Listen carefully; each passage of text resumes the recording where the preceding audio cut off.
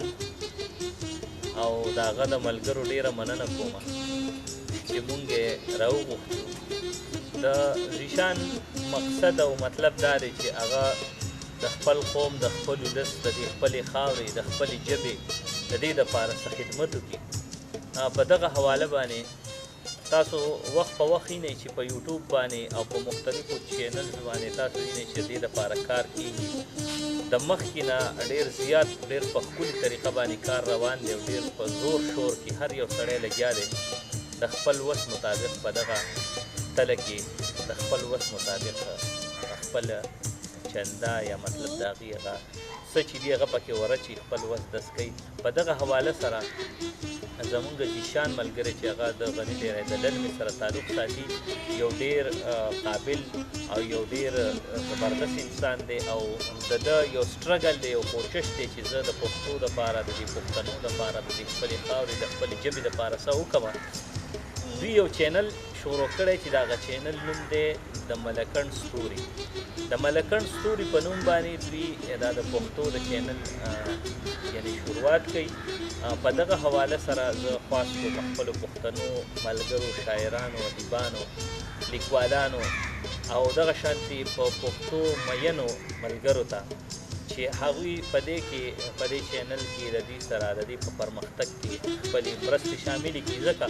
چې دوی د ملکنډ ستوري په نوم کله دا پروګرام شروع کوو یا دا چینل یې دې له دا نوم کېښودو، نو ما د دوی نه تپوس وکړو چې دا ولې تاسو د ملکنډ ادب په حواله پکې څه ټکي نه استعمالوي، د کلتور په حواله. نو دوی دا خبره وکړه چې یاره د ملکنډ ستوري مونږ ځکه کېښودل چې په ملکنډ ستورو کې مونږ د ملکنډ کو هغه د کلچر سره وابسته دي، زموږ د کلتور سره که سندرغاړي دي، کو شاعران دي، کو آرټسټان دي، کو هغه په بله یو حواله تعلیمي لحاظ سره هغوی څه نوم پیدا کړی وي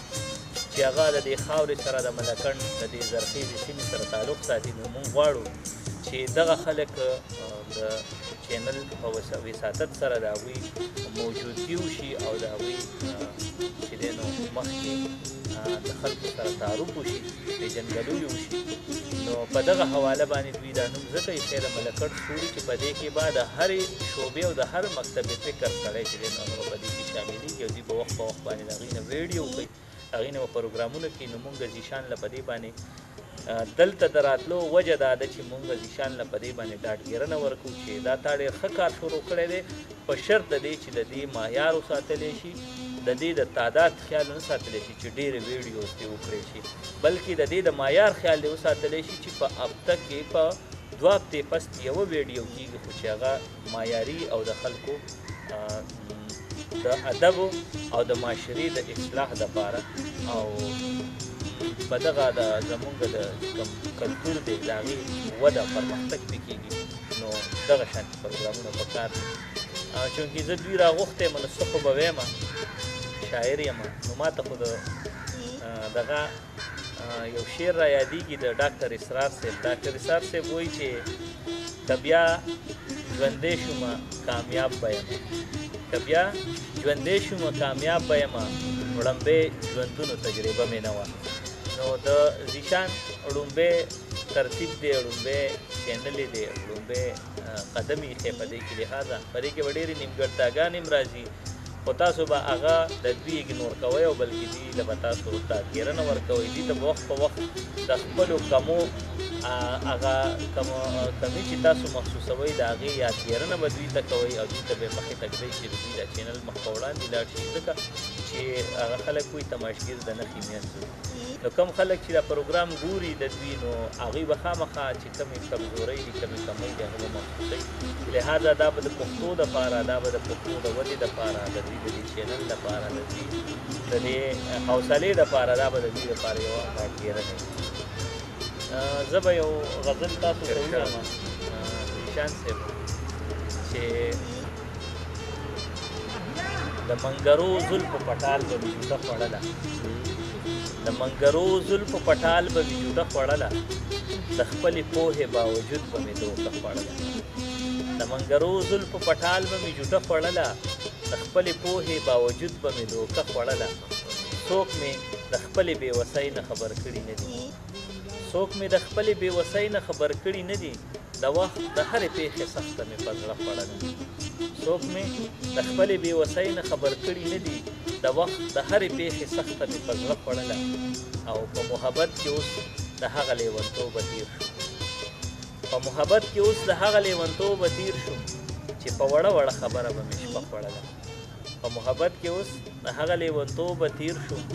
چې په وړه وړه خبره به مې شپه خوړله او په دې غرض چې ما ته ستا یو څو خبرې وکړي په دې غرض چې ما ته ستا یو څو خبرې وکړي ما به د چم په ماشومانو په کیسه خوړله په دې غرض چې ما ته ستا یو څو خبرې وکړي ما به د چم په ماشومانو په کیسه خوړله او هغه فضل اوس د حالاتو په غرمو ولاړ دی هغه فضل اوس د حالاتو په غرمو ولاړ دی چا چې به ستا د بلۍ سوري د دمه خوړله یو غزل راته بل را یادېږي چې ځان دې جوړو په آینه کې اورېدې راوړېدې ځان دې جوړو په آینه کې اورېدې راوړېدې نن مې څه دغسې په زړه کې اورېدې ډېر ځان دې جوړو په آینه کې اورېدې راوړېدې نن مې څه دغسې په زړه کې اورېدې راوړېدې ما که خبرې ستا د مینې پټې هم ساتلې ما که خبرې ستا د مینې پټې هم ساتلې خو د بلا خلکو په خوله کې اورېدې راوړېدې ما که خبرې ستا د مینې پټې هم ساتلې خو د بلا خلکو په خوله کې اورېدې راوړېدې او د جانان یاده بې شرابو دې نشه نشه د جانان یاده بې شرابو دې نشه نشه کړم ته مې د ذهن په کاسه کې اورېدې راوړېدې د جانان یاده بې شرابو دې نشه نشه کړم ته مې د ذهن په کاسه کې اورېدې راوړېدې او د درد اظهار ته هم له ننګه راونه څڅېدې د درد اظهار ته هم له ننګه راونه څڅېدې پښتنې اوښکې په لیمه کې اورېدې راوړېدې د درد اظهار ته هم له ننګه راونه څڅېدې پښتنې اوښکې په لیمه کې اورېدې راوړېدې او دا مې باور نه و فضله چې انکار به وکړي دا مې باور نه و فضله چې انکار به وکړي خو وسوسې مې په سینه کې